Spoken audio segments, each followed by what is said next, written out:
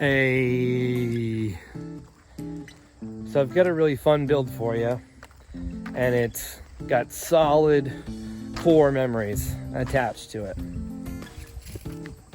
I've been doing scavenger hunts now for the past few years, mostly at Easter time, and then once we started hosting Camp Week, I think I just did it last year, and it went really well. Everybody loved it, all the kids loved it, so I did it again this year, but I did it with treasure map and some candy for the treasure. This week's creative build is a treasure map / scavenger hunt with a skull key. Pretty cool. So the cool thing about this scavenger hunt is that every clue that you find contains a piece of a hidden map that overlays on top of the treasure map, and it reveals a hidden treasure trail. Each clue they find will give them another piece of that trail, leading them closer and closer to the treasure, which is candy. Now, I have 13 kids to do this for, so I'm using 13 maps. You don't have to get that crazy, but it was fun, not gonna lie. Now, in order to make it fun for everyone, each clue will have someone's name on it, so that everyone gets the chance to open their own clue and their own piece of a treasure map. The very first thing I like to do is this. This is a little cheater map, and it gives all the locations of where I want each clue to be hidden. Now, I have a really wide range of kids that I do this for, so some are very easy and some are more difficult. And that kind of makes it more fun for all of the kids. Now, I start by tracing just lightly with pencil each map that I want to overlay, so that I'm confident when I go into the more permanent stuff. Then I cut all the straight edges off. You don't have to go crazy with this, but just cut the perfect edges off. It makes the treasure map look way more authentic. Now, my plan with this map is that as they overlay each piece, it creates a spot for the skull key to land, which then leads them to where the actual treasure is found. Pretty sweet. I start by coloring the paper because it just looks like paper right now. Now, a lot of people use tea. I just use coffee because I got a lot of coffee lying around. Brew yourself some coffee, throw it in a cookie sheet. I'll dip one side and then I'll lay it down. If you want the sheet darker, then just let it dry and do it again. Tint all your treasure maps, lay them out, and ideally let them air dry. But if you don't got time for that, throw them in the oven. Once they're all dried out, just start drawing and have some fun with this. Google some pictures of treasure maps and just make it look creative. Now, I took all the different areas that my kids know and my nephews and nieces know, and I kind of made funny names for different things. If you're working in like your backyard, be creative. You know, if you got a big tree, call it the spooky old tree or something. Just kind of add a creative touch to it. I would love to take credit for this sweet little pirate ship, but I Googled it. Feel free to go as crazy detailed or as basic as you want with this. It doesn't matter. Ultimately, the kids are going to have a good time. That's what's important. Grab all your clues and your cheater map and start hiding. One thing I would encourage you to do is write on the bag or keep a checklist or something of what goes where. If you want, right on the outside, write the location of where you need to hide that, because I've gotten them backwards before and it screws the whole thing up. The clues for the younger kids I'll hide close by, and I'll do those first because they don't always have the attention span to go through the entire scavenger hunt. Try to gear each clue towards whichever age group you're working with. As for the older kids, I'm going to make them work for it. The plan for the older kids is that I hide them in areas that are just mildly more challenging. I don't want to make it too bad because I don't want them to have a bad experience, but I do want them to kind of face their fears a little bit. So I'll put them in areas that are not exactly comfortable to get to. You got to make them work for it a little bit. Once my last clue is done, Boomer and I jump back into the boat, and then it's time to start the hunt. Your first clue is on the beach. X marks the spot.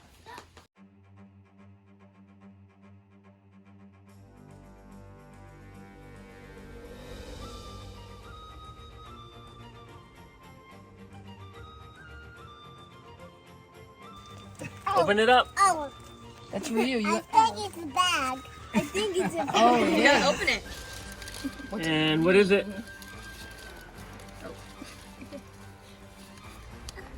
Is it another map? Open it a little more. It is. It's a map and it has a clue. All right, read it. Yay. Yay, you found it. I knew you could. Find your next clue where you chop wood. Cassie! Here, we found it. We found one more. But it's just the start. Find your next clue where Uncle Mike, Takes a poo. I don't know what that says. Parks. Parks. Parks. Had Dahlia, no, it's.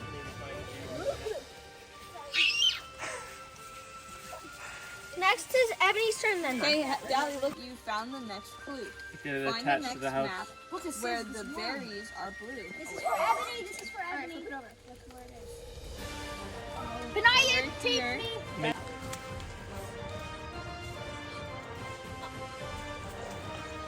We got it right behind. What's that noise?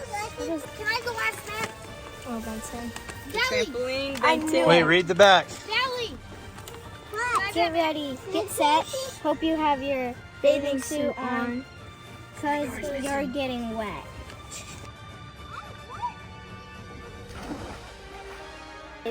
Ew. What's that? What if I'm a bandit?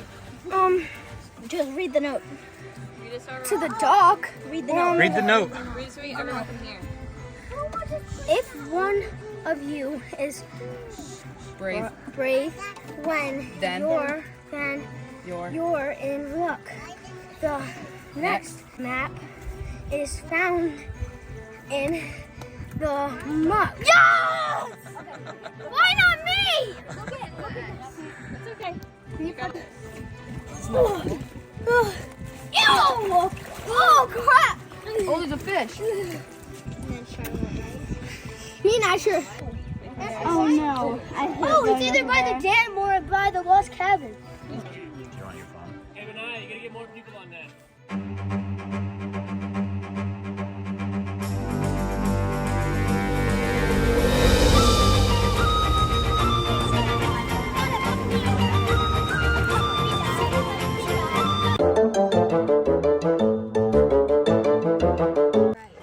You found the first clue to the sea voyage. Don't forget to tape these down in the perfect. Here, we have to go all the way over there. To over there.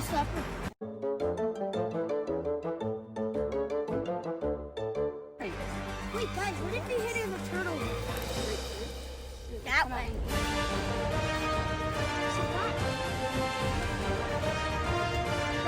Watch out for the glass over here.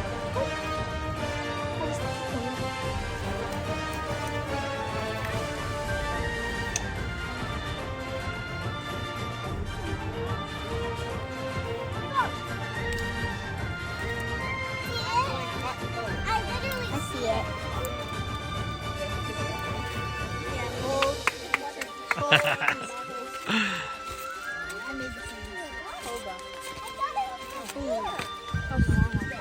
All right. You call? Oh, you can't. You call. You can walk through much or you can head to the boats, but either way, the next clue is found where the bloodsuckers float. Oh, Dad. I ain't going over there. I'm not going in there. I'll do it. Later. Can I get a bite? Is it here? Struggle walking in the muck. Oh, there's no muck right here. You have to bring it around. Yeah. Here's the secret spot. I'll show you the secret spot. Here you go. Here you go. Sure, if you catch a snake, you can have $10.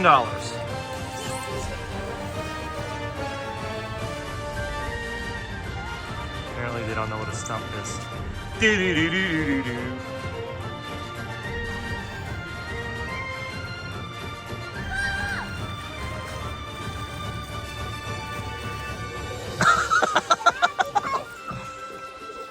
There they go.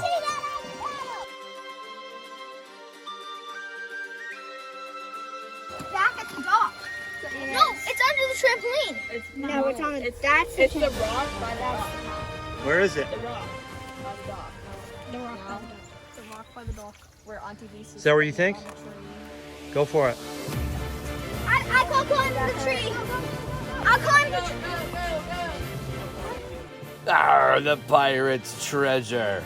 Took him about 2 hours to go all the way around the world and then back again to find it. But the real treasure, of course, those solid core memories, baby.